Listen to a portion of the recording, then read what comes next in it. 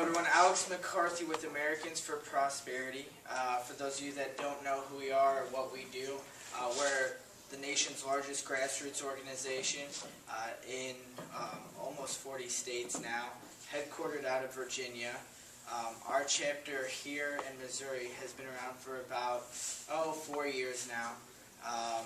So what our biggest focus is obviously prosperity, economic freedom, but lower regulations, lower taxes, and that's kind of what I'll jump into here in a minute. But of course individual health care as well.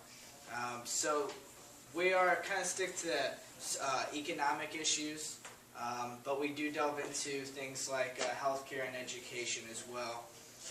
As Frida said, we were in the state capitol today. We had our annual AFP day at the Capitol, or what we called our spending break this year.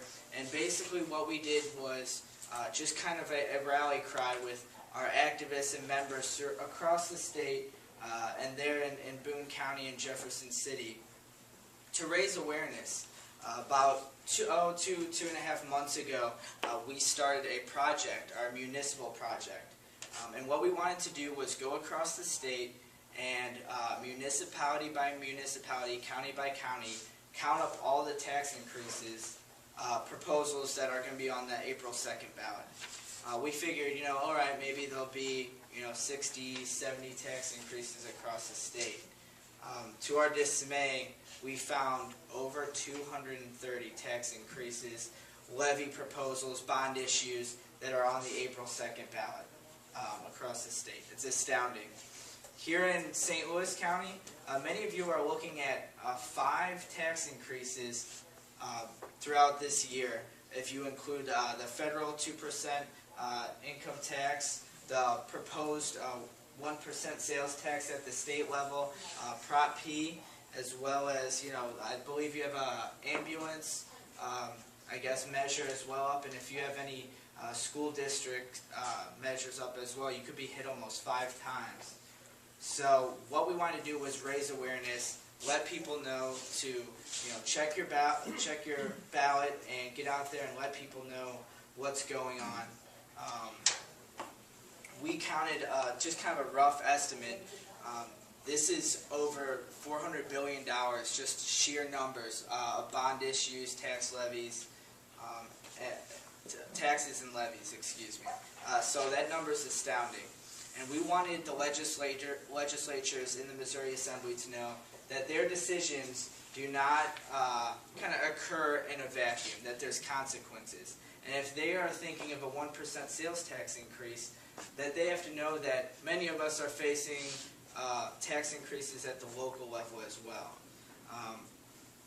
I brought with me our 2013 legislative agenda. It's in the back. I'll pass it out to you. It kind of highlights what we're focused on this year, paycheck protection, right to work, and of course capping spending are kind of our main priorities. So check that out. I did want to let you folks kind of delve into what we just rolled out today actually at the Capitol, which is our bold ideas around Missouri.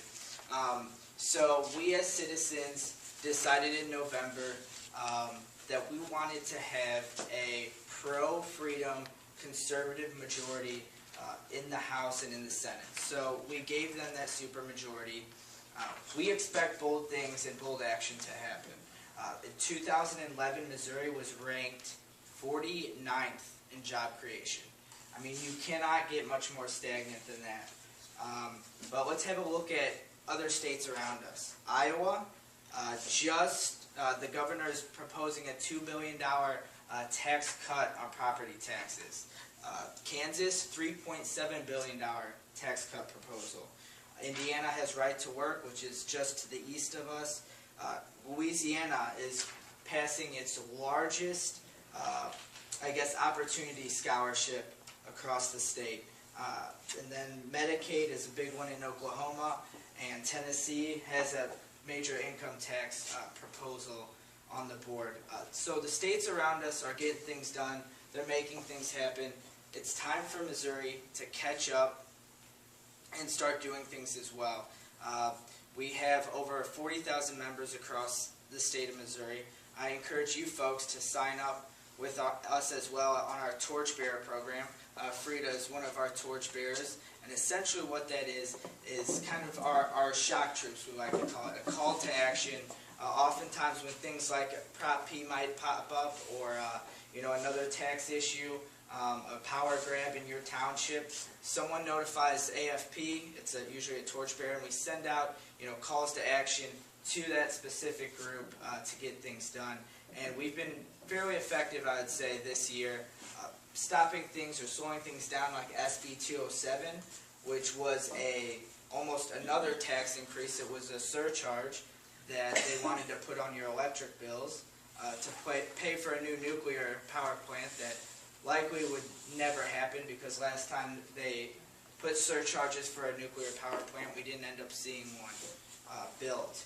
So what we're trying to do is kind of build almost an army to be kind of standing, waiting in the wings, because we're finding that this pressure that we're putting on Jeff City as well as our local townships is working, and probably more than ever now, because citizens more than ever are kind of waking up and taking action. So kind of that's all the spiel I had for you folks, but I wanted to answer any questions you had, whether it was taxes or Prop P, AFP in general. Go ahead. What evidence do you have that lower taxes causes greater job creation? Because it sure doesn't seem to have worked in Missouri. Missouri being 43rd nationwide in taxes and, like you said, 49th in job creation. Well, I mean, it's kind of I would say, kind of look back to the Reaganomics concept of trickle-down job growth and creation. Clearly, whenever you're taking money out of the private sector, what it creates is what's called a dead weight or dead weight loss in an economic terms, and that's basically wasted money that happens anytime you transfer money from the private sector to the public sector, even if, let's say, almost 100% of that money gets turned around and put right back into the community. So the private sector is more efficient at building jobs and creating jobs. What states do you have that you can offer as evidence? Wisconsin being a huge one, actually, in which the Governor Walker was looking at either increasing taxes to pay for their unfunded pension system, or reduce the pension system and not allow the taxes to increase. And actually, he cut back taxes. And in that scenario, there was no teachers that got laid off, when they were looking at almost 200 to 300 teachers just in kind of the Milwaukee region that were going to have to be cut. So that's kind of a prime example right there, and that's going on right now. I can give you more information about that as well. So I don't think there's really much of a debate on if taxes create jobs or destroy jobs. That's why a lot of times people proposing the taxes try to do it in very incremental parts, as we're seeing today, 3/5 of a percent, 1/3 of a percent, because they know the negative impact that it has, even for the people that it won't necessarily be coming out of their pockets directly. Well, based on what you were just saying, it's pretty obvious when you look at the map and you look at red states, how they come back from this Great Recession and things like that, versus really the dark blue states that are high on taxes and regulation, are just mirrored in, weak economies and stuff. It's not 100%, but anyway, there's a clear preference if you've got kind of the red state approach to taxes and economics. It generates jobs, it attracts new businesses, they pay taxes, and it recycles. Like in Texas, they're doing well, and they're giving more scholarships to afford to make University of Texas and institutions like that affordable. So if you have growth, then you can do some good things. Definitely. I would agree with you in that. I mean, if you look at it, we live in a day and age where people and companies move around. They're very fluid. People are going back. Border lines are not what they used to be. People don't stick around as much anymore. If taxes go up like in California and New York, what you're seeing is an exodus, a massive exodus of people into Arizona for California's case, and Virginia, Maryland area for New York, because people are tired of the taxes. I mean, business is the same way. I went to school actually in Chicago, where Cook County has the second highest sales tax in the nation. And you know what? People would just go right across the border to Indiana to buy all their goods, buy all their stuff, and then bring it right back to Illinois. So I guess you can say, you know, raising taxes kind of created jobs, but in a different state and not their own state. So you kind of just, you got to realize that there's always kind of fluid and mobility today with cars, transportation. Yeah, Ben.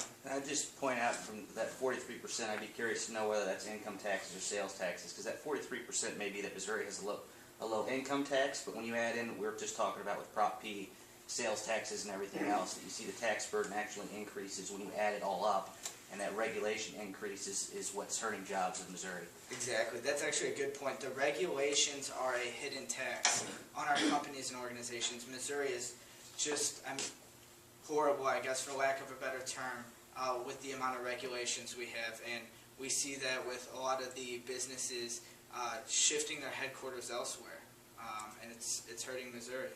So, any more questions? So I saw a hand up back there. I was going to comment that I just saved $400 by buying a car in Illinois and not paying the Glendale sales tax. There you go. Perfect. Awesome. Thank you very much, Alex. You can get a Thanks for rebate coming. from City Hall if you ask the right person. It's really a state sales tax. It's vibrant. It's a state sales tax. Yeah. We have our next speaker, Ben Evans. He's from Arizona.